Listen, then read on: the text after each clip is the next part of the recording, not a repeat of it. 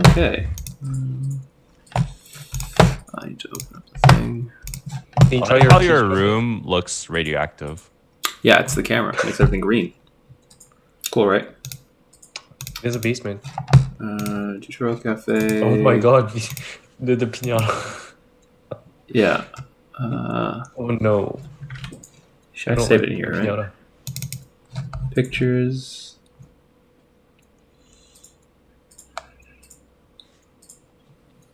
Oh, I know I saved a version here. Hold on. Big dogs.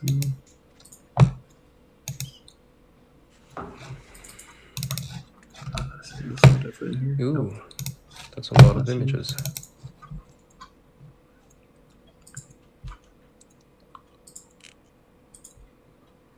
Okay, that's pretty good. Where is? Downloads. Where the fuck did I? Oh, there's a 6-person in the waiting room. That's pretty good. People. Oh, Mika's here. What is He's from. this? Palette. Wrong. I don't palette. recognize the other people really though. Where's the correct palette? Oh, by the way, Jack, make sure you have Discord closed so that the Discord ping time doesn't show up. All right, You can let's- just mute it. for me to let people in because it's 6 o'clock. Stream I- mute is enabled. Oh, streamer mode is good. Okay. Okay, use Everyone's this one, able. Jack. Well, I gotta find. Oh my god. Okay, Jack, get your file open so I can let people in because right now you have the pinata thing. I'm looking Check, for. I'm looking for the right file though. Can't we find that shit? Where is it? The pinata thing is excellent. You should probably. I don't know if you want to hide that right now or. I gotta find the Check file later. first. Hold up. Let me just. Okay. God damn. Just- Where is it? Don't click on something weird. I had the. I'm gonna send a message to the waiting room people so they. Yeah. Okay. Tell them starting in 5 minutes. Oh. Okay. Finish stuff. What did you... What? Oh no. No, you got this. You got this. Just gotta find it. What did I title it? Holy fuck! Where did I put it? No pressure, Jack. No pressure. Okay, stop, Hey. Steven. Just stop. I thought you called it tutorial. I thought I did too. Yeah, can you Using look at the that. past files that you've been using? It was And called just- It only goes that far. Oh. Tutorial.cafe. Tutorial Dog Cafe. Maybe check. Did you check your downloads? It's not in the intro to pixel art thing, right? Nope. Not here. Maybe have it categorized as like squares instead Nope. of Documents. tutorial dog. Here it Oh, is. nice. Documents. That's in Documents GameDev. That's where the fuck it is. All right. There we go. And then I should have. Check this. Tutorial Cafe. All right. And then that's the palette I'm gonna send. Do I have it saved as everything? No, I don't. I'm gonna do that real quick. There we go. All frames. Crop file. Save as. Wait, how are you gonna send this? Are you just gonna... I'm gonna see if I can do it over. Can't you upload it on You can Zoom? do it over Zoom. Okay. I'm gonna start letting people in just so they can kind of like settle and make sure their sound's working, I guess. Okay. Hey, Lana's here. Okay.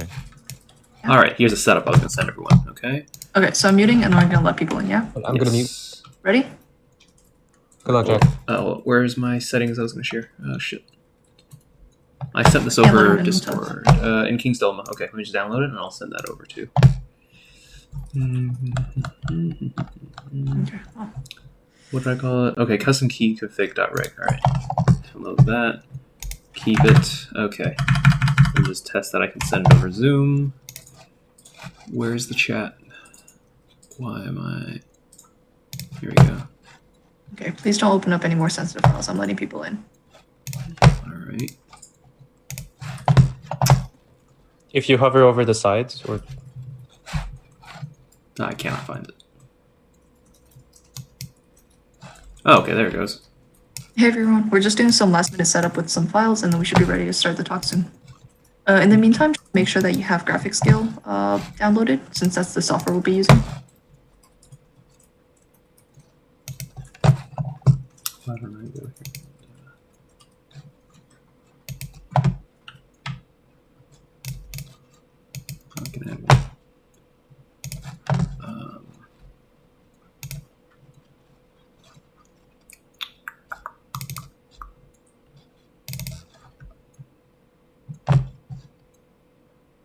Okay, let's try this.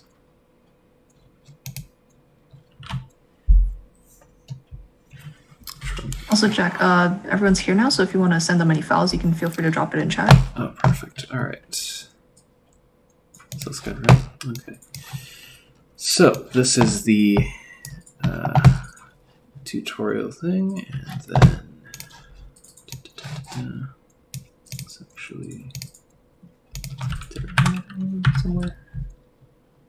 Oh, here it is. Look at that. Yeah. So, oops. How do I get back to the chat?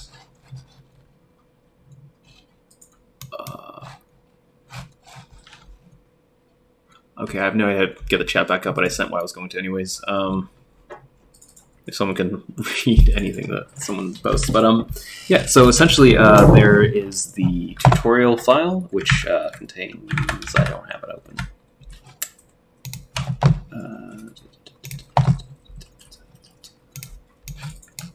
There you go. So that contains a palette and the grid that we'll be using, and also a couple little objects we'll be using later. And the other file is a key registry. So basically, if you have graphics skill closed, you can just straight up open that up and ignore all the warnings it's going to give you. It's going to scream at you a little bit, but it's going to give you all of the custom graphic scale key shortcuts that I'm going to be using. If you don't want to use that, that's fine too, but I kind of prefer it just for speeding up the workflow a little bit. And I did download something to show my keystrokes. What did I?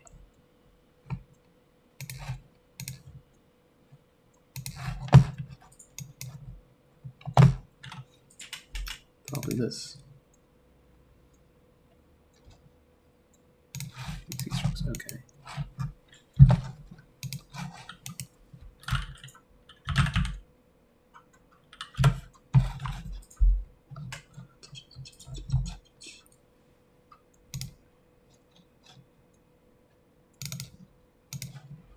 One of these is a.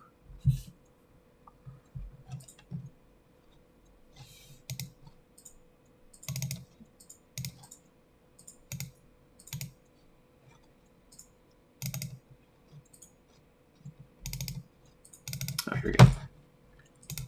Okie dokie. And does that have the? Yep, has my sex from last time. There we go. Cool. So that's going to show my keystrokes down here. Can everyone see that? The bottom right.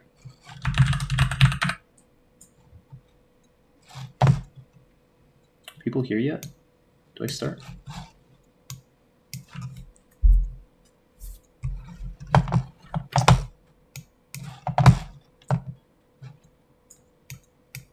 Could not hear anyone, or what's happening? Yeah, no one's speaking, but everything looks Okay. good. So feel free to start whenever. Okay, so does everyone has everyone got graphic skill installed and am I ready to go? Show of hands, I guess. And I cannot see the chat, and I don't know why. Is there a way to? All right. I guess we will just start. So essentially, we're just going to be going over some of the basics, and a lot of the stuff, especially the structure at the very beginning, just sort of follow along loosely. You don't have to draw exactly what I'm drawing, but yeah, we can give you the basic rough idea. So the rough approximation of what we're going to be drawing today, we're going to be heading towards this. Hopefully we'll have enough time to finish it. But essentially, we're going to be creating a building in from a top-down perspective, essentially. Well, more of like a 3/4. I forgot what it's called exactly, but you'll find it in a lot of small RPG games and stuff like that. So we'll be making our own assets. So I guess we're just gonna straight up start. I hope you guys have the file opened and the key tricks applied. If you want to check whether that's applied or not, you'll need to have Gale closed again, just as I mentioned. But if you can press Q and you have this pen and you can start drawing, that means you have the correct tools applied. So as I mentioned just now, so Q is your pencil, you can just put down pixels as you draw. W is going to your line tool. So when you click and hold, it does a line. Hold down Shift, and it does the 4 cardinal directions. And Alt will give you pixel perfect lines, as in the ratios are going to be the same. So you can see right here, this is every single one of these lines is 2 pixels. If you don't hold it down, you can get some really jank ones. Like here, you can see this one is 1, 2, 3, and that one's 1, 2. So we're going to be starting out with the line tool, using W again, and we're going to just draw out a rough outline for our little cafe here. So you can use the grids as approximations here. It's generally pretty helpful. Of course, you don't have to. We're going to fix a lot of that anyways, but it's useful in general just to have your buildings conform to these grids, because when you put it in game and if you have a tile map system, it'll be a lot easier. As you can see, what I just did here was if you press E, you can just drag and hold, and you can select an area. Very simple. And so we're going to, once you have the rough floor plan, so you know what you want your building to look like, the next thing we're going to do real quick is just give this thing some dimensionality. So we're going to be moving it up.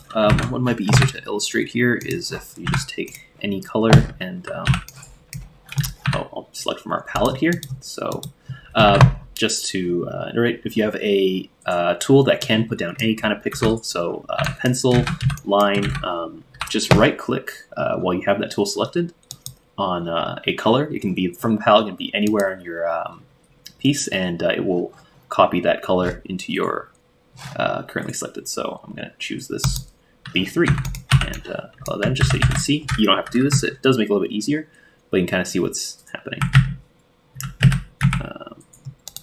Maybe I actually want, yeah, I want this to go over here instead.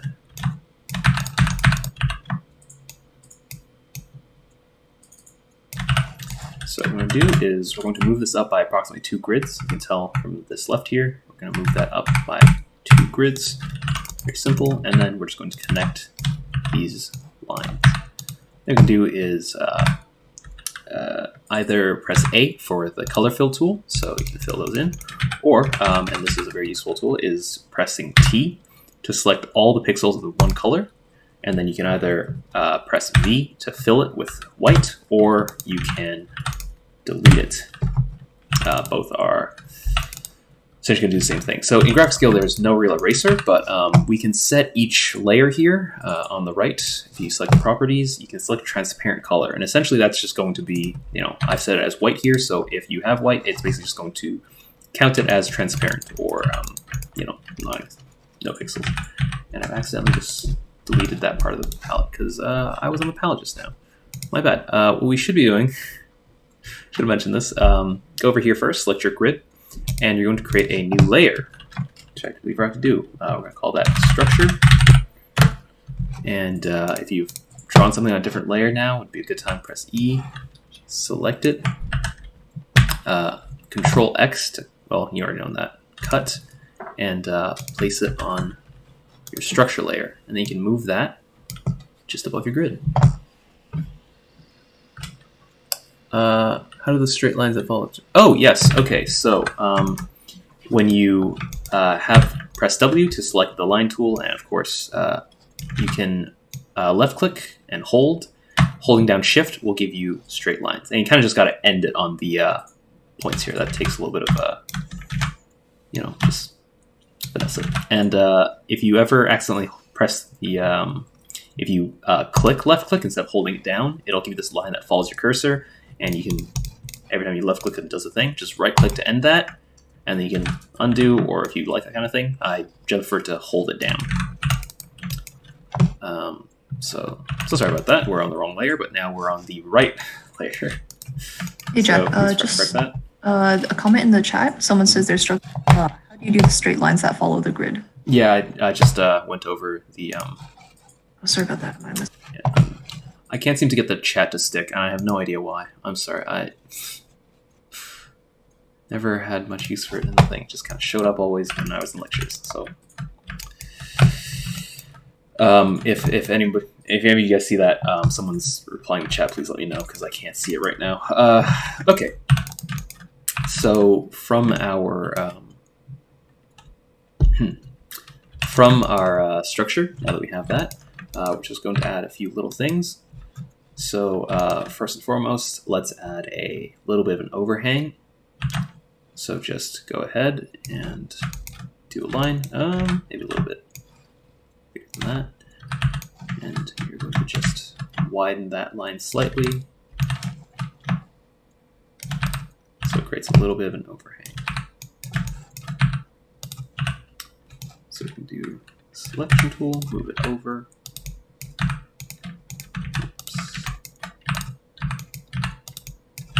And then you can copy this area so you know it's the same height.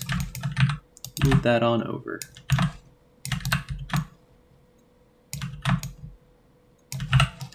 And a really useful thing here is you copy, paste it. Now I have it set to the left bracket here to flip flip it horizontally, but you can do the exact same thing by going to image and wrong one. Yeah, edit, modify. No, that's not either. Oh, it is it. It's image flip horizontal. There it is. And that one's a little bit long. That's fine. Just gonna do a little bit of magic. Fix that up. There we go. Got a little bit of an overhang on there. It looks nice. So the next thing is we're going to create a little bit of an edge on the bottom side of where our building meets the ground. So just go ahead and make some horizontal lines that are approximately your width. And, let me know if I'm going at a reasonable pace.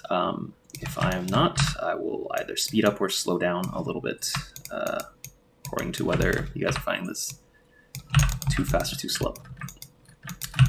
But so just create these little edges. You want essentially 1 pixel space in between, and then go down by 1, 2, and on the third one. So this is going to be 2 pixels of width. Come over here, and then approximately want a line that's like that. Actually, sorry, you want to change that to a 1 pixel vertical. And yeah, approximately that will do. And then just now this black line here, you're just going to trim it to a single one. And this inside one, we're probably going to put some colors on it, so you don't got to worry about too much if it looks a little jarring right now. Now I can just copy and paste some of these over. Yeah. Put on this. Flip that.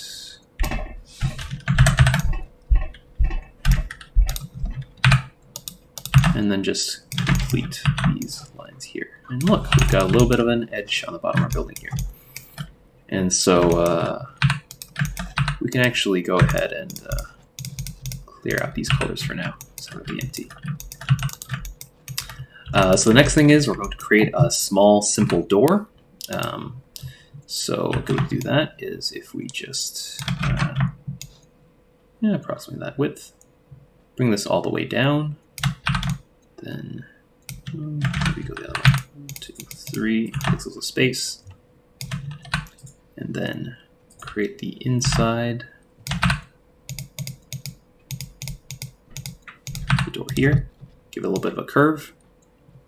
Now I'm just going to erase it, and then on the outside we're going to roughly follow shape of that curve, but it's not going to be exact. It's a large radius, so it's going to be a little bit wider.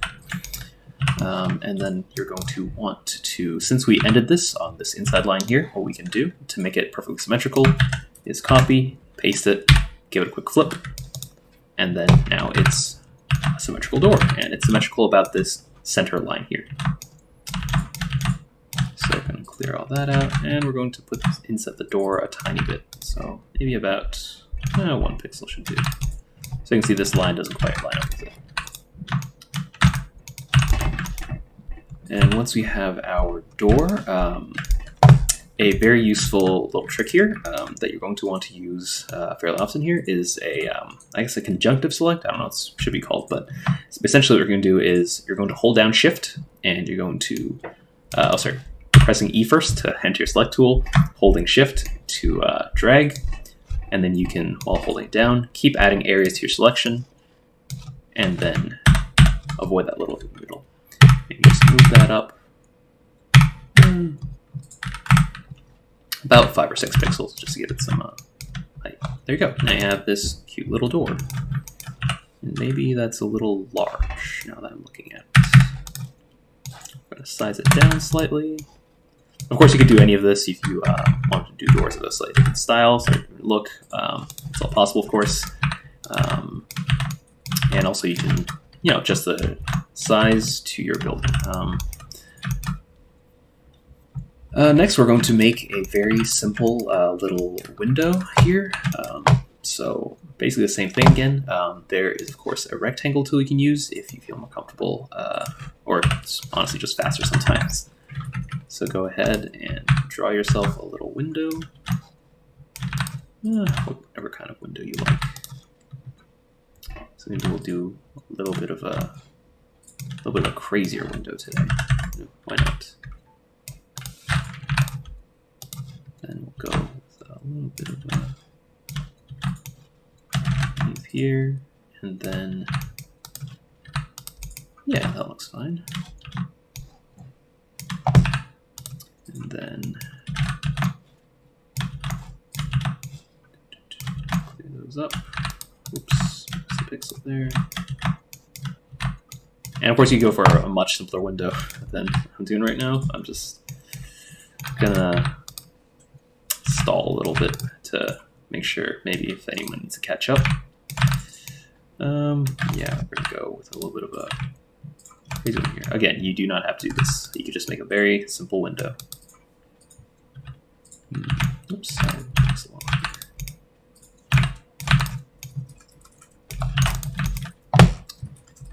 Yeah, why not? That's fine, right?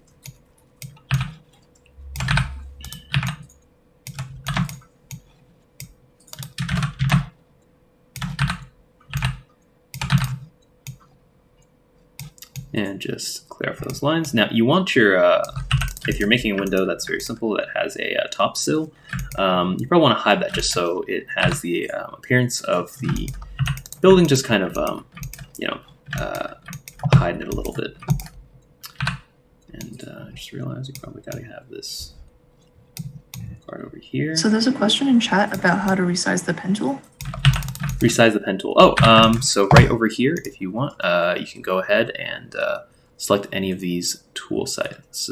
So you can, but generally I think for this stage, the single pixel should work. If you have a different one right now, yes, definitely resize it back down to 1. Let's see here.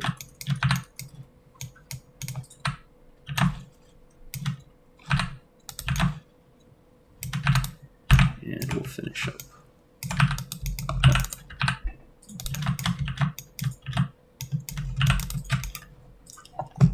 And I realize this big one probably needs a.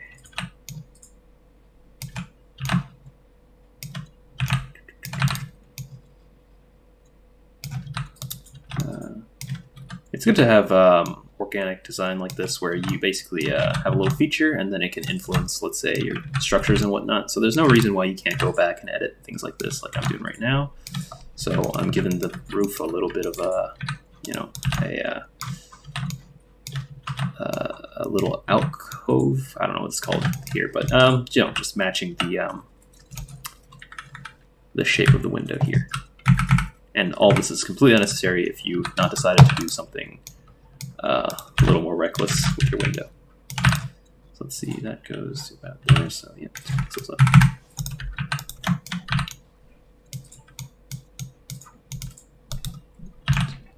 Go. And set this one inside one. A good tip, by the way, is to not have, so, if I had followed this along exactly right now, I would have had this, 1 pixel wide line. It's generally nicer, not always, but generally it is nicer to have a little more width. So you can see here I'm going to put a line beside it, so that has actually a little bit of space to breathe, as well as the bottom here. Yeah, there we go. That looks absolutely fine.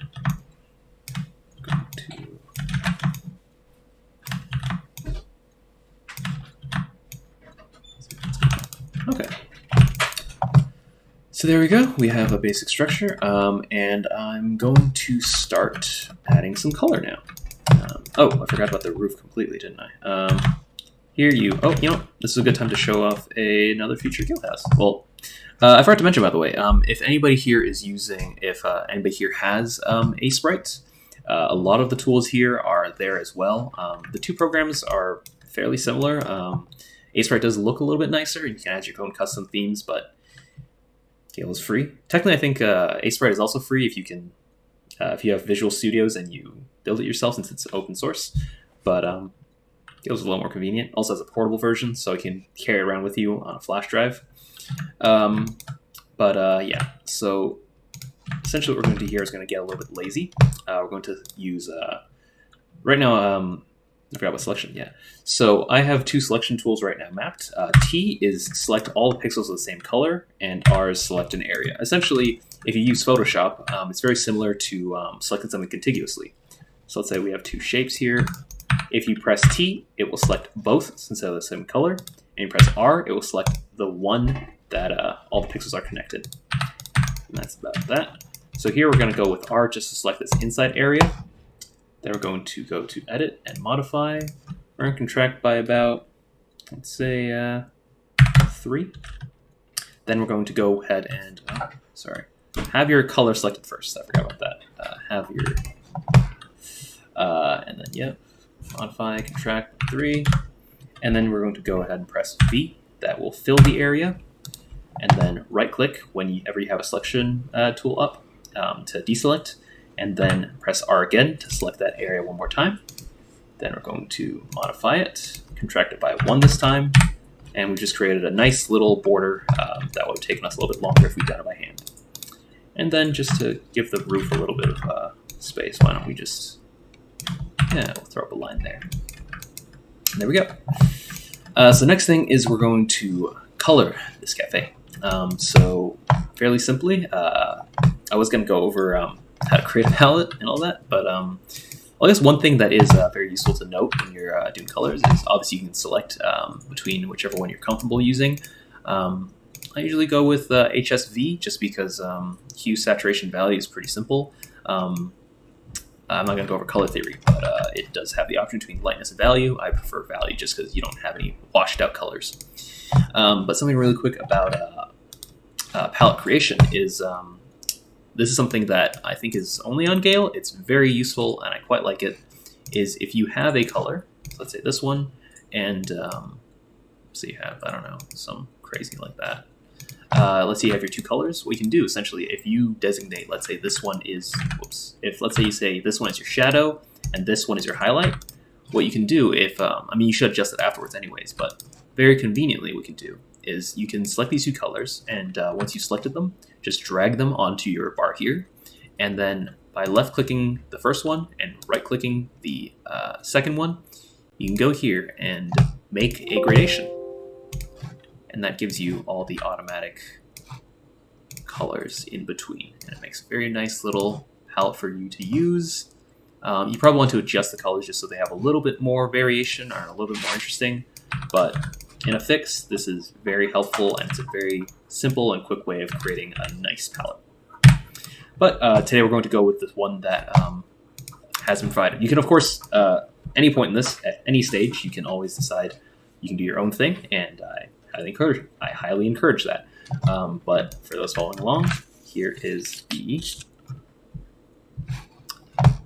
oops, I forgot to close some things. My bad. Ignore that real quick.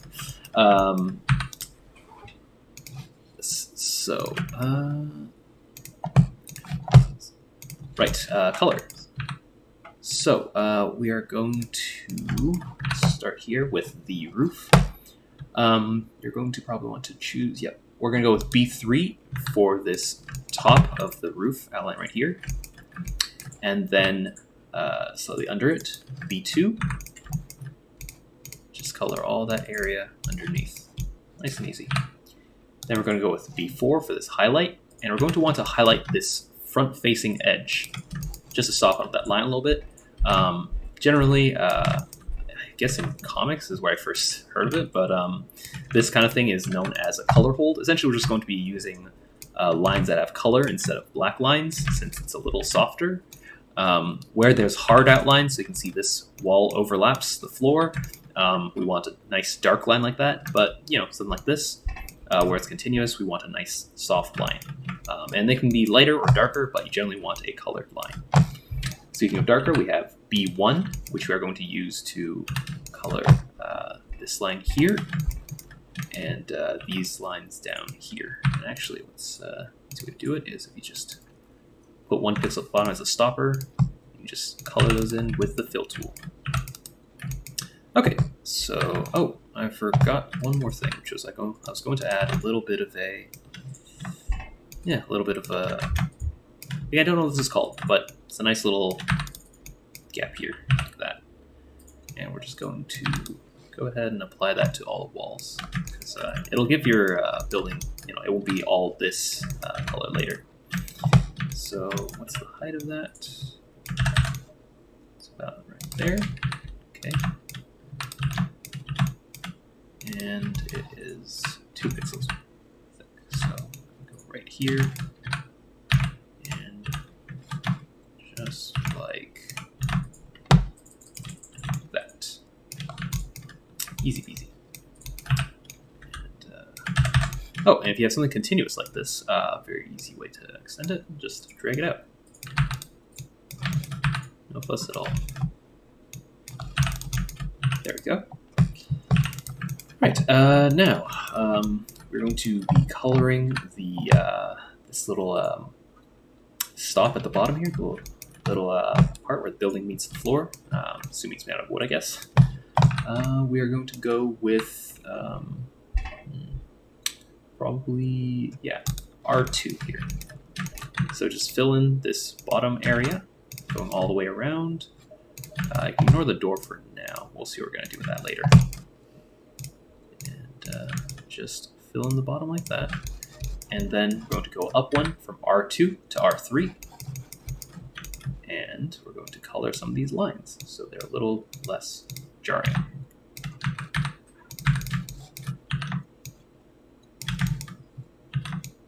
And I really hope that was what I intended, because if not, I might have to do some color correction later, but that's fine. Changing colors in and out on Gale is pretty easy. The color selection tool and fills can be done. So if you don't like the colors you're using, you can always go back and change them at a later date. In fact, it's probably more important to get sort of the stuff like structure down first, and then the colors and values in. And then once you have your highlights and darks, you can always go back and change them later. So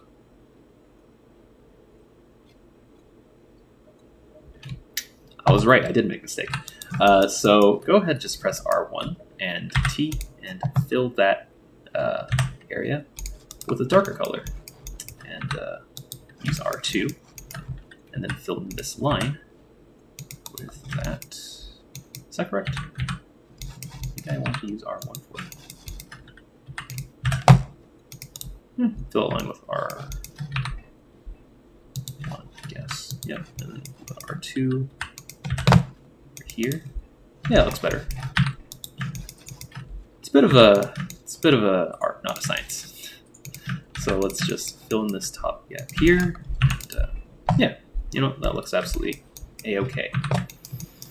And then for here, this door, we'll probably want to go something like, we'll do R1 for the front of the door. We'll do R3 for the top of the door, and then we'll use the R4 to instead act as a highlight. Oh, no better time to introduce the color placement tool. So you can see it, there we go, up here, color placement if you're using the toolbar, but I have a shortcut here to S. So what we're going to want to do is select this light yellow color, which is R4, I believe. Yes, we're going to select R4, and holding down Control, right-click the black, and now when you have S selected, you can go ahead and only replace the black with this color. It's very useful for highlights if they're in weird shapes, like this. While we're doing all the little wooden colors, we might as well do the frames of the window. Okay, I'm just going to fill these in, and we're going to add a couple little highlights there. So, okay. Is someone saying something in the chat? I don't know why it doesn't. There was a question that says, how do you decide whether the accent color should be darker or lighter than the base? Oh, well, that's more of a not a philosophical question, but it's kind of up to you to decide. So the highlight color here I've chosen to be dark because we want something that kind of looks like, for say drawing a cube here. The light is coming more from a straight, and then darker here. And then, so basically, you always want this color to either not the accent, I guess, but this gap color to either be lighter than the two or darker than the two, because that's how you get a very nice looking bit of contrast. So you can see here, what's a good way to illustrate it?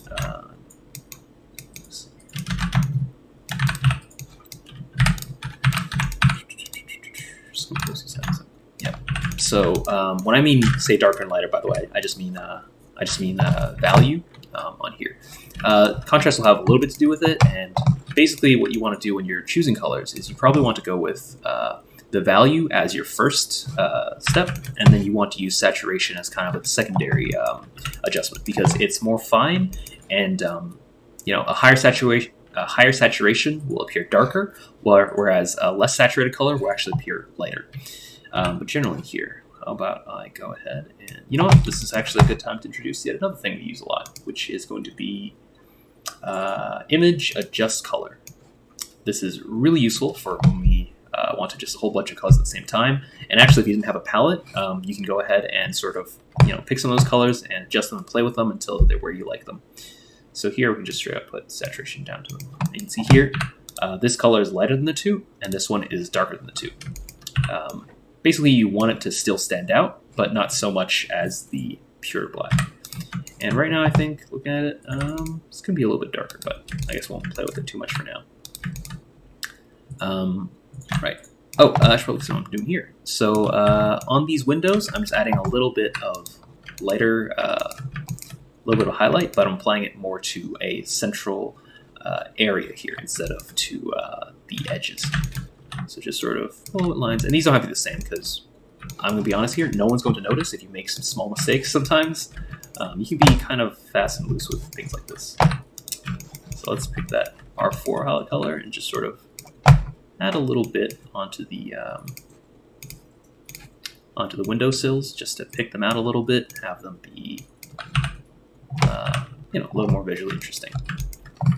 And I think actually for the windows, since drawing the inside would be a little bit tedious since they're so small and kind of pointless. If you have like a big window, like I had on the example here, it's nice to draw some interiors and stuff, and we might do that a little bit later, but when we have smaller windows, it's sometimes easier just to fill them in for now. And so grab your B1 and fill those in. Grab something like a B3 and just add some streaks to mimic that reflective surface. You can just copy those over. Problem whatsoever.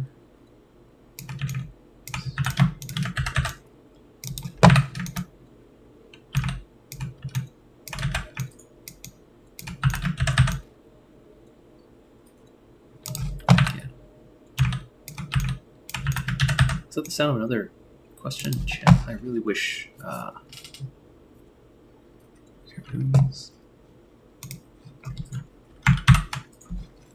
That's not even the right. All right. If anyone if anyone has any questions in chat, maybe just turn on your mic for 1 second. Just let me know. Otherwise, I'm going to wait until someone else sees it because I cannot see the chat right now. So sorry about that. Okay, good then. Okay, so let's see. Next thing, right. We're also going to color the little jams here the same color. So just go ahead and fill this in with this same blue. And of course the exact same light color here.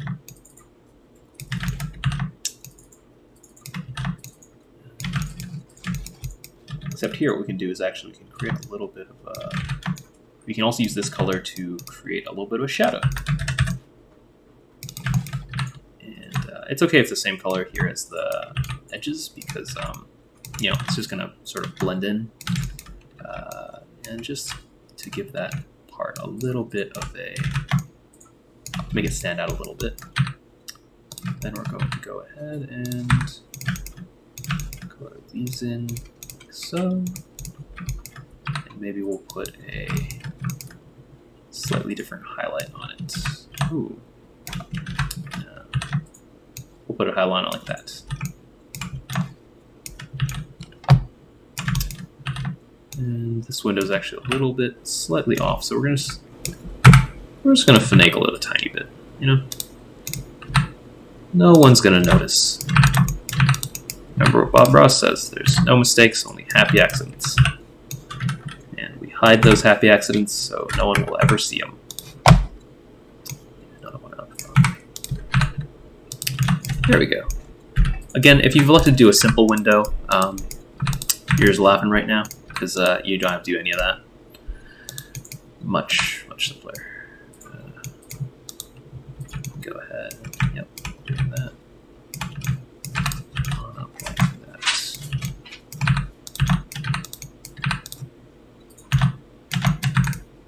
Oops.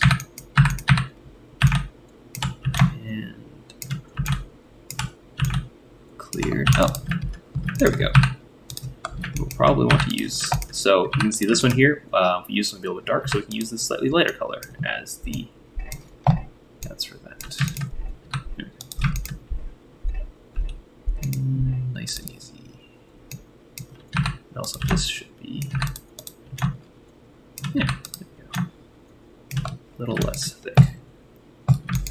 Simple, and fill the last one in, add your highlight. There we go. Oh, I forgot to highlights over here too.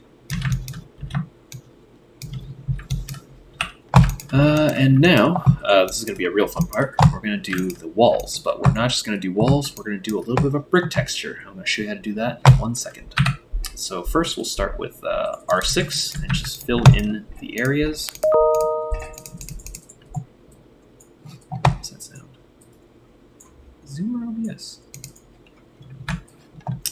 Oh, that was not important. Okay. Right.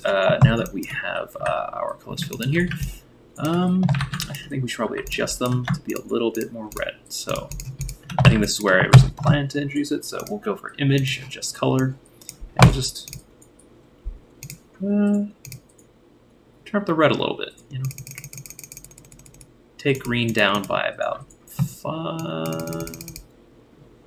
Let's say 10 for a much darker, redder color.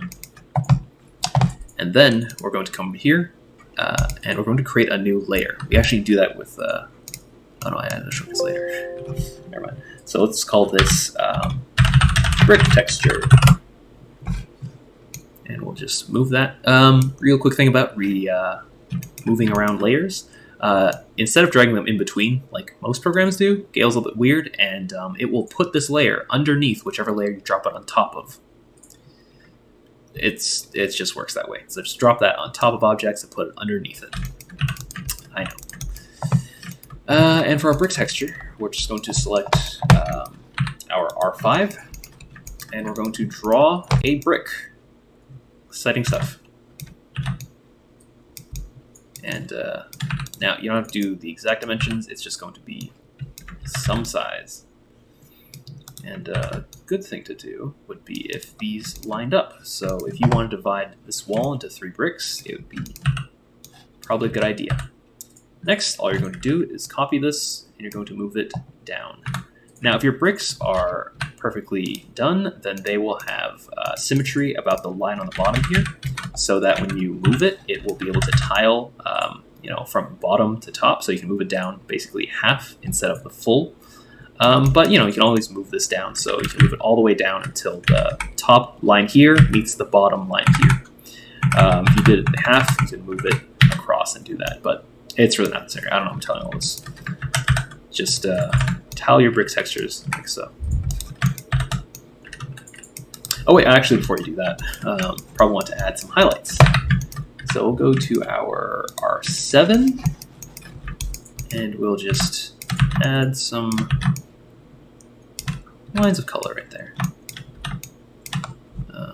It's a little bit light. Maybe we go R6 instead.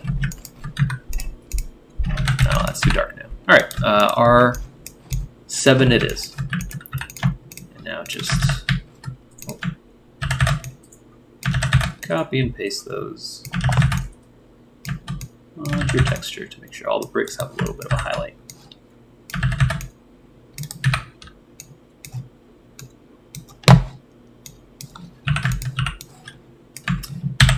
And it's absolutely okay. It's on a different layer if it overlaps. So just go ahead and don't worry about any of that. We're going to put it here. And I'm going to place it here.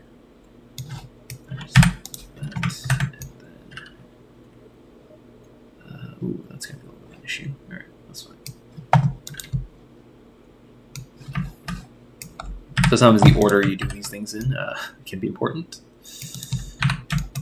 It's not too bad though. There we go. And we'll just put another set of bricks. Ooh, maybe we want to move that over though. Yeah.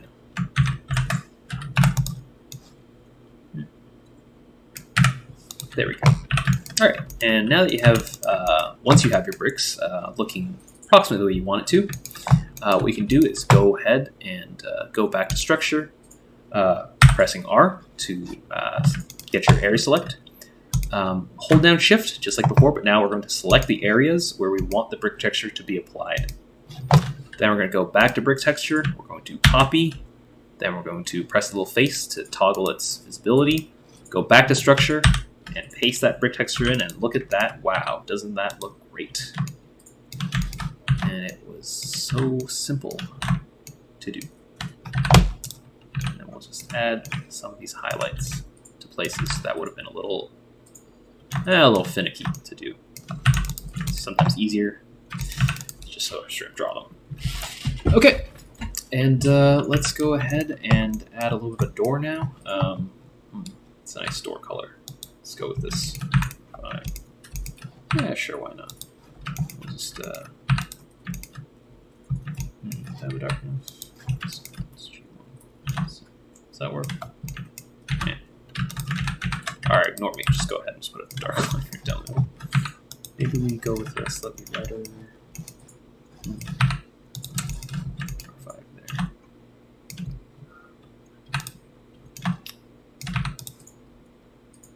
We'll just put a little doorknob there. Why not? We'll do this in the red probably. Honestly, these little details, you can go ahead and just, do what you like with them. You can always, adjust new colors on the fly. You don't actually have to stick to a palette that strictly. Yeah, just sort of do what you feel like for stuff like this. It's your work. You can do whatever you like. Alright. Fix that. Give it a quick flip.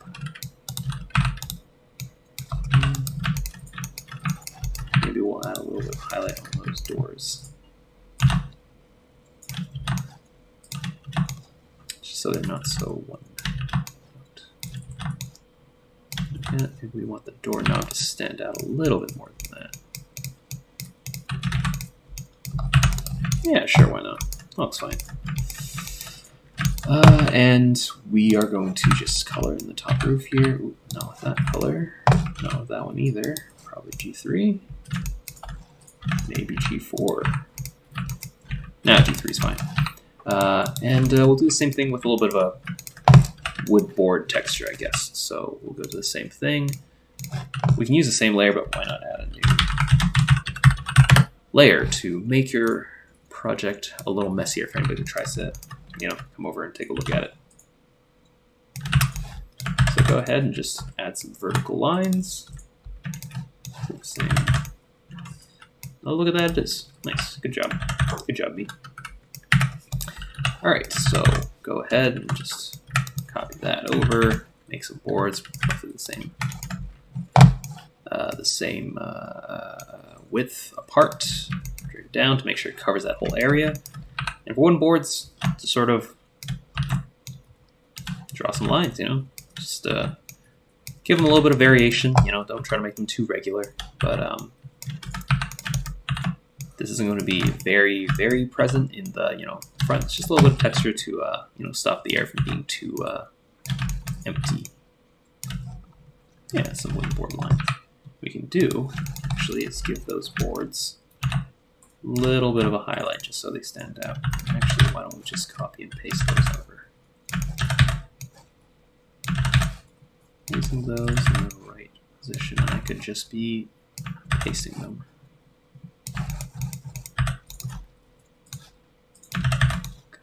And yeah, and of course, good practice to do the exact same thing again, just to make sure you haven't forgotten. Pressing R, select the area, go to your texture layer, copy it, hide your texture layer, go back to your structure, and paste. Easy peasy. Okay, now I guess is a bit of a creative free time to go ahead and fix up some small things like this right over here. That should probably cover up those lines. And then what do you here? I have a little layer here called objects. So I can go ahead and add your little characters, little people, but you can also do it. Let's do it at the end. Let's do the grass first, I guess. So if your structure is a little too far down like mine, just go ahead and move it up a little bit. Nothing to it. And we're going to add that little bit of grass. Now you can do a cube, you can do a circle, however you like. But I guess I'm going to do a circle like I've done before. So we're going to add a new layer called grass. And we're going to drag that below structure. And we're going to select, let's select,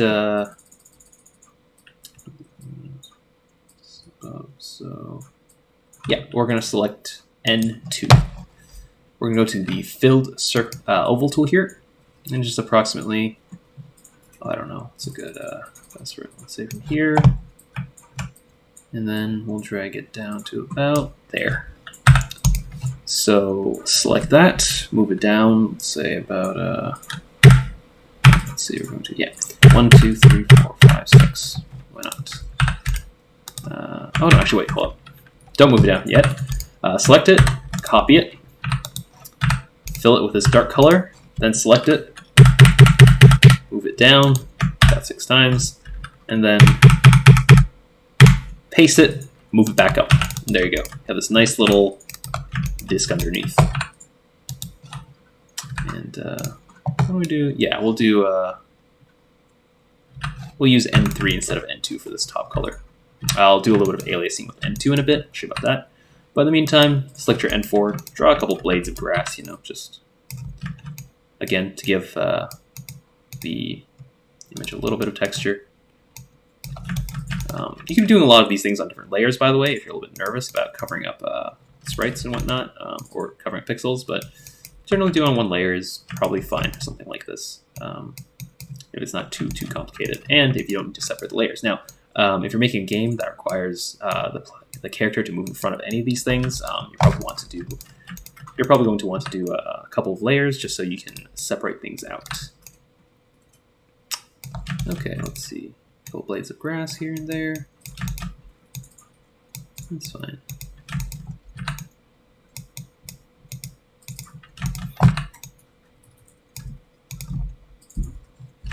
Yeah, sure.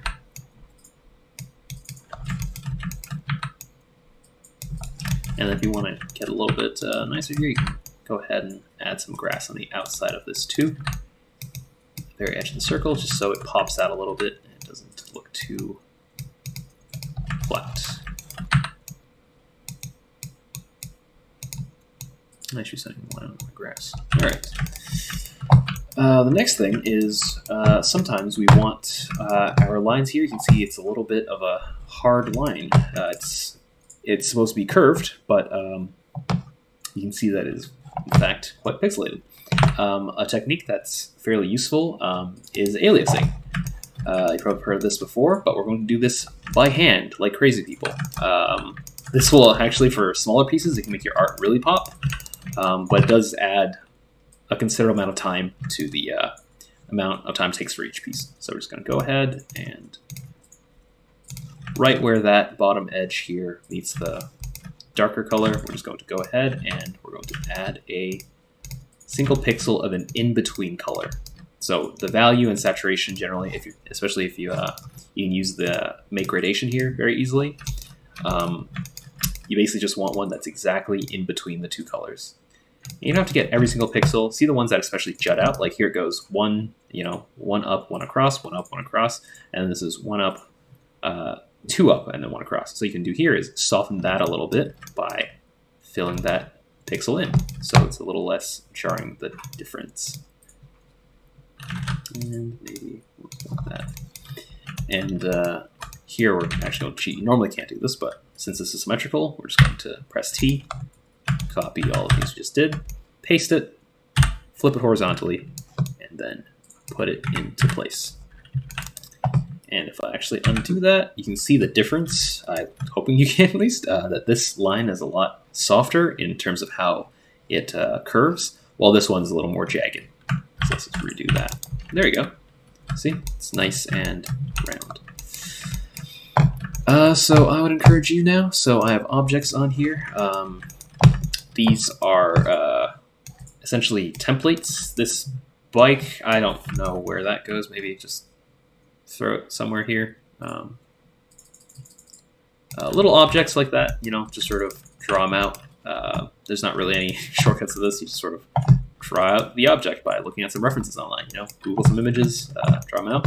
But for characters, you generally want some kind of general default template, just so all your characters have the same kind of feel, have the same kind of art style. And especially if you're working with multiple artists, it really helps to define a art style to have a template.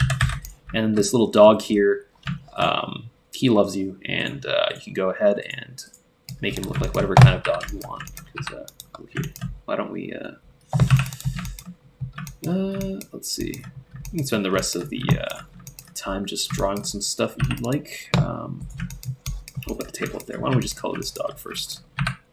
So for objects, or I guess characters even, coloring is pretty important, just so to make sure they stand out.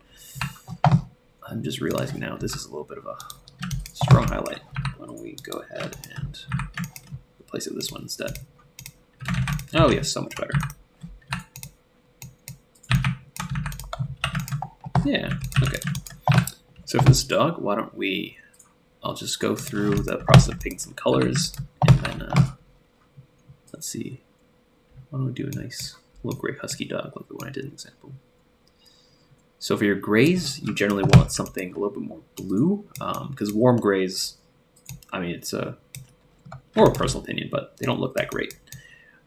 You can get them to look kind of nice depending on what colors they're next to, but can be a bit of a hassle sometimes. So, go with the cooler grays, and you'll generally want to create some in-between values, maybe change their hue and their saturation a little bit. Just go ahead and sprite your little characters. Maybe this guy, you want slightly darker.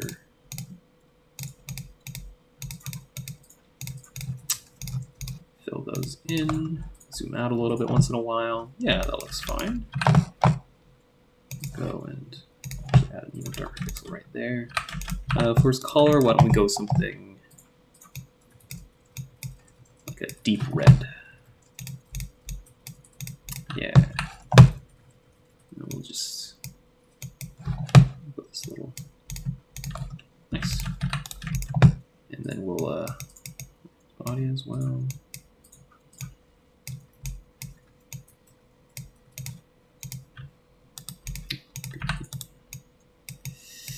Yeah, something along those lines.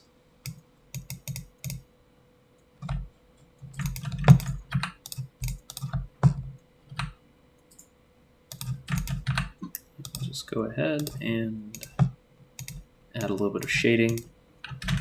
So we probably want the shading here and here and here. And we'll probably want to maybe shade this area a little bit too. Look at that. What a cute little dog, right? And for objects, essentially, you're going to want to treat objects like miniature structures. So go with the, well, I guess I'll go through a little table. So start with the structure first. So let's put it on the side here so we don't have to deal with all that noise. You know, we draw out just a rough outline of it. So maybe we go this is a foot underneath or something like that. Yeah. Say there's a little foot underneath.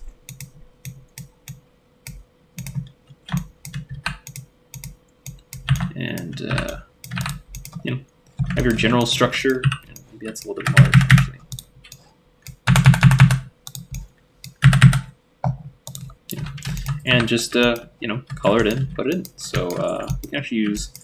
So when we have a palette like this, it's actually really nice to reuse some of the colors, just so the whole piece doesn't have too much complexity, and you can be sure that none of the colors will, or there's a lower chance of the colors clashing if you have fewer of them. So go ahead and why don't we that, and well, you know, maybe this and that, and then we'll put this across. Oh yes, I did this in the. You can always put little reflective surfaces here and there. They really add a lot of pop. So let's make this table real shiny, you know. So right underneath the table, maybe it's a little bit darker, and then right across to there, here and here. And then we'll add some highlights, maybe right across, like so. And now just take that table, drop it in. Oh, another thing, it's kind of nice to generally space things up according to your grid, just because you'll know, you know, the layout. It's nice you don't have to do too much in terms of you know, getting things to you know, be arranged nicely if you you know, just use the grid a little bit. I mean, you can, of course, for especially things that the player isn't going to interact with, like this shop I have in the front here. That stuff doesn't conform to the grid at all, but you can make it conform sometimes. And let's just real quick pretend like I did this before. There we go. And you can go ahead, go to your structure, and you can adjust the opacity. So you can see the grid right now, actually. So there's that little alpha button right there. If I uncheck it, that's actually a completely black grid. But if, let's say, we turn all this off, and we were drawing on this grid, it would be kind of hard to tell where our dark lines were. You can use a lighter gray, but a much easier method is to simply go to the layer and set its opacity to be much lower. And we can do that right now with the structure. So let's go ahead and set that to 50. And if we go back to our objects, now we can place this table somewhere that's approximately the center of no, we can take up a half grid with this one, or maybe we'll take up the full grid and put it in the middle here. Yeah, and it'll make, if you have tile map based colliders, I'll make it real simple.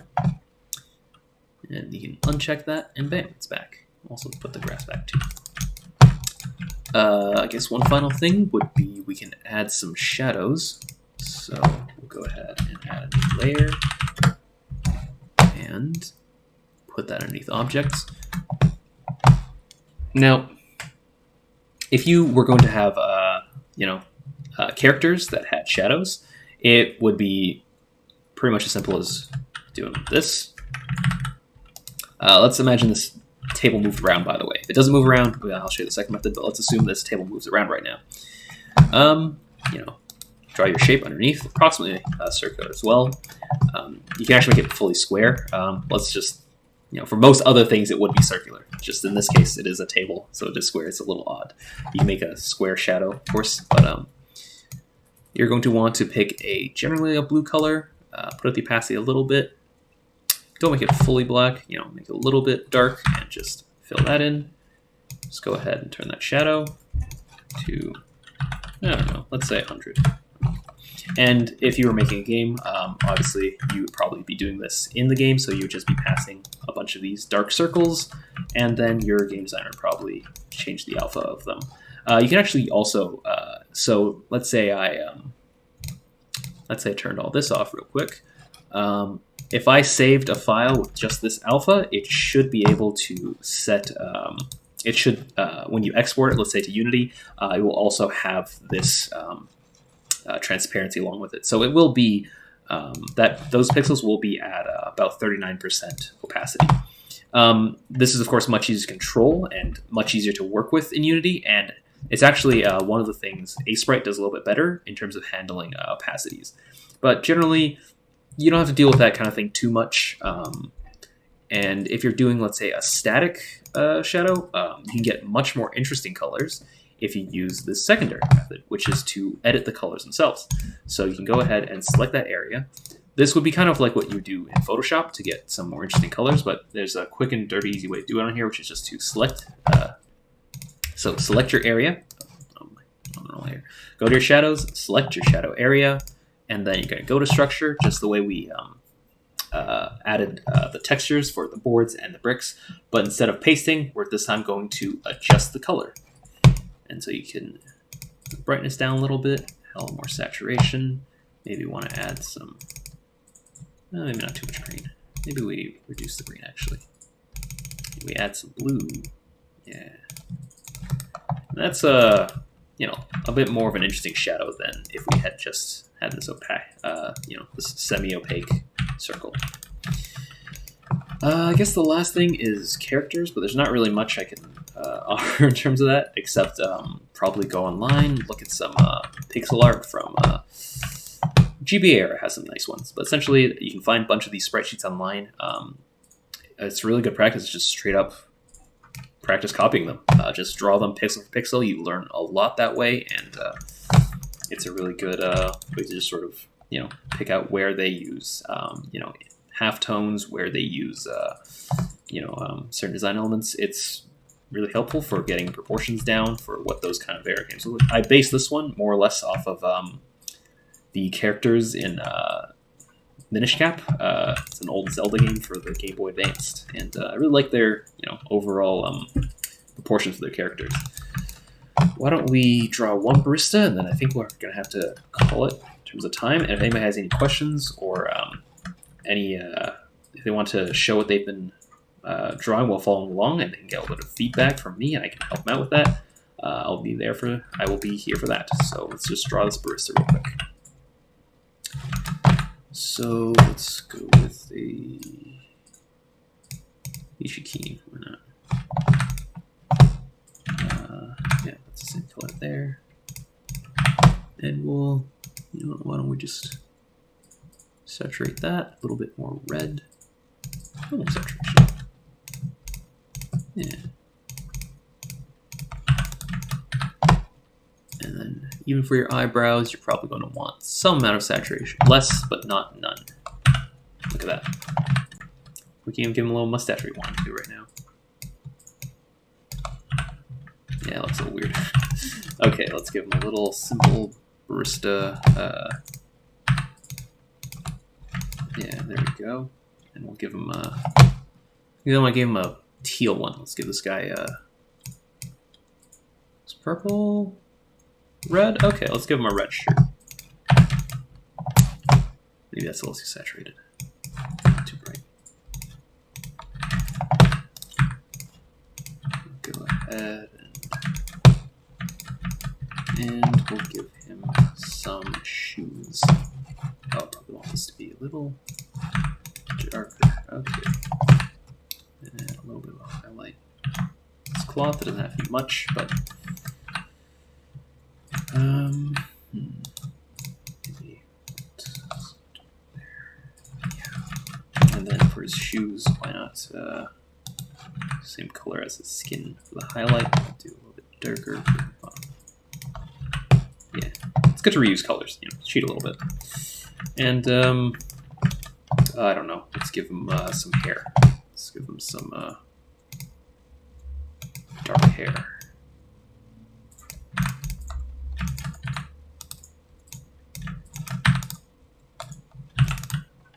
You know, we'll say he has that fashionable half-cut thing, so I don't have to color in the other half. Not being lazy, am I?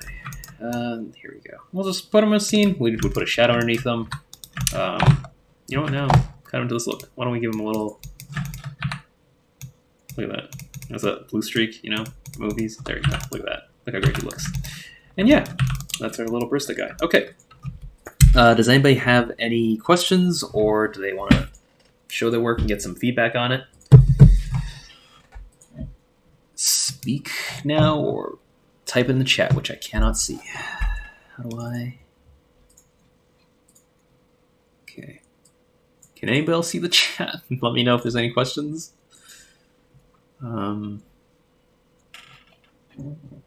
Okay.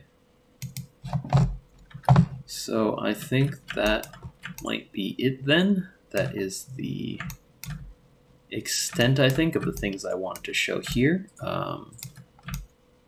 Yeah.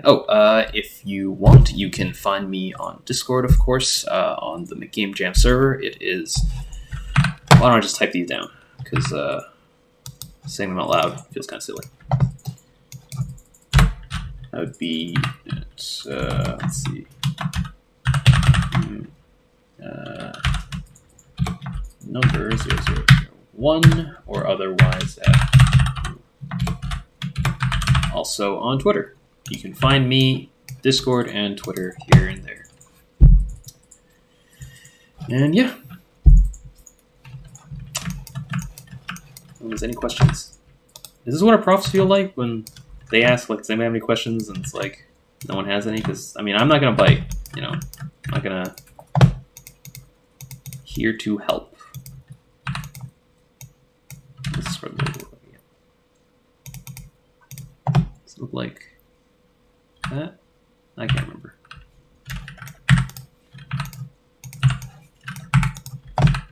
Let's just say it looks like that. It's like a whoosh, gray kind of color, right?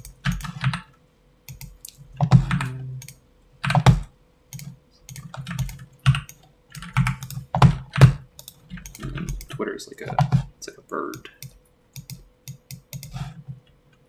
It's kind of like this kind of deal. Then, oh yeah, also another important tip I just realized I kind of forgot is don't have pure white in these, because obviously it's right now using white as a transparent color. So what we can do is just select an almost white and then just turn down the value a little bit, and bam, it's almost like white. Let me just yeah, you can barely tell the difference. Yeah. Oh, do I have any questions? Not sure.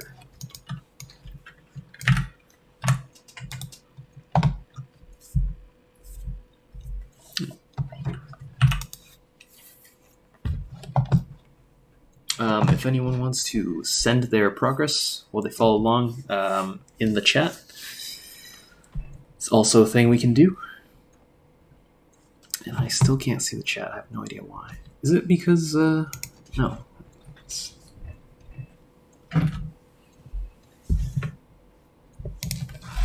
It's not showing up.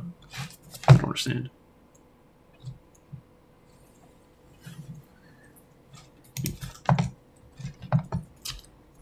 All right, I'll be here for a few minutes, I guess. Thank you, everyone, for coming to this little workshop. Maybe I'll have one in the future, I guess, where I go over characters or animations, possibly, something along the lines. But, you know, maybe vegetation, who knows. But for now, thank you so much for coming and listening to me ramble and draw. Coloring. I'm really just waiting for one of the GameDev execs to say something about what I'm supposed to. Oh yeah, also, yeah, it looks a little better, doesn't it? I don't think there are any questions in chat, but everyone's saying thank you for the great talk. And thank you, Jack, for taking the time to show us your expertise and walk us through the workshop. Thank you, guys. If there's no questions right now, since you gave everyone your social media, I'll be ending the Zoom call here. But if you have any questions or follow-up, feel free to contact Jack on Discord or on Twitter. Just contact me, Cole, directly, 4 a.m. middle of the night with your questions. I will answer them and I will help.